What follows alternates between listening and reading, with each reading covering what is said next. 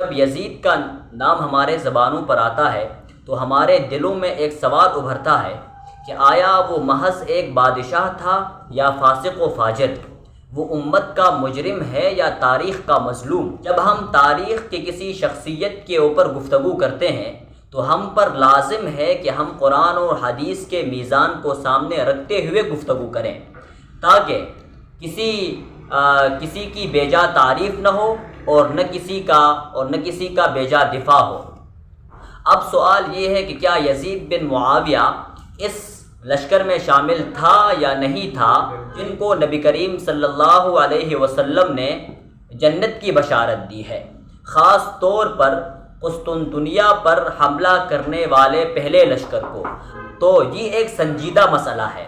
اس مسئلے کے اوپر علم، ایمان، دیانتداری کے ساتھ بات کرنا لازم ہے تاکہ ہم بیجا کسی پر لعنت نہ کریں۔ نبی کریم صلی اللہ علیہ وسلم کی زبان مبارک سے نکلا ہوا ہر لفظ وہ حق اور حکمت سے بھرا ہوتا ہے۔ نحمدہ ونصلی علی رسولہ الکریم، اما بعد فاعوذ باللہ من الشیطان الرجیم، بسم اللہ الرحمن الرحیم۔ سامعین محترم، تاریخ اسلام میں بعض شخصیات ایسی ہیں جن پر امت کا اتفاق ہے اور بعض شخصیات ایسی ہیں جن پر اختلاف ہے۔ ان میں سے ایک اہم اور متنازع شخصیت یزید بن معاویہ رضی اللہ تعالی عنہ ہے۔ جب یزید کا نام ہمارے زبانوں پر آتا ہے تو ہمارے دلوں میں ایک سوال ابھرتا ہے کہ آیا وہ محض ایک بادشاہ تھا یا فاسق و فاجر، وہ امت کا مجرم ہے یا تاریخ کا مظلوم؟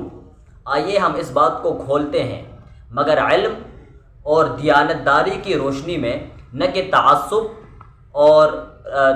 تعصب کی روشنی میں۔ اسلام ایک ایسا دین ہے جو دیانتداری اور ذمہ داری اور دیانت کا درس دیتا ہے۔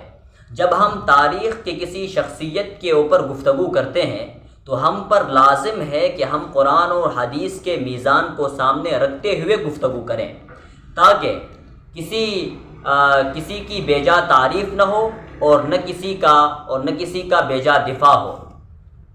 نبی کریم صلی اللہ علیہ وسلم کی بشارتیں امت مسلمہ کے لیے روز روشن کی طرح، مینار کی طرح ہیں۔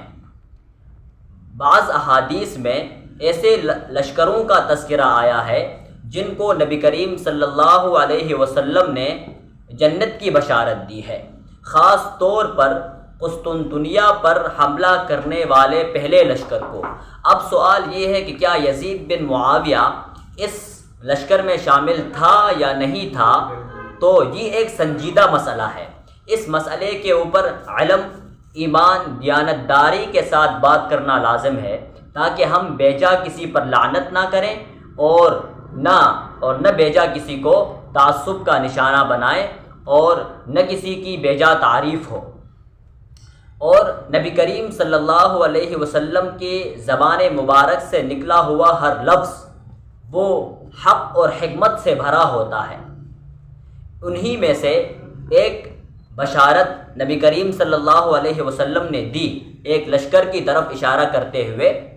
وہ حدیث اس طرح ہے، وعن عبداللہ بن بصر رضی اللہ تعالی عنہ قال قال رسول اللہ صلی اللہ علیہ وسلم اول جیش من امتی یغزون مدینۃ قیصر مغفور لہم، رواہ البخاری۔ اس حدیث کو امام بخاری نے، امام مسلم نے اور امام بہقی رحمہ اللہ علیہ نے نقل کیا ہے۔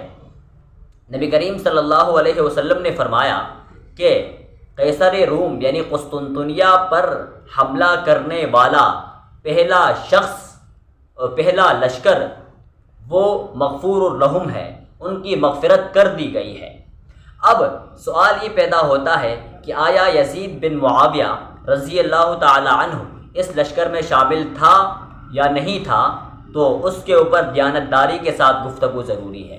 اس کے اوپر گفتگو انشاءاللہ میں دوسری ویڈیو کے اندر کروں گا اور حوالہ جات کے ساتھ ثابت کرنے کی کوشش کروں گا کہ آیا یزید بن معاویہ اس لشکر میں شامل تھا یا نہیں تھا، وہ محض ایک سپہ سالار کے طور پر تھا یا ایک غازی کے طور پر تھا یا وہ کمانڈر آف چیف تھا، اس لشکر کا سربراہ تھا۔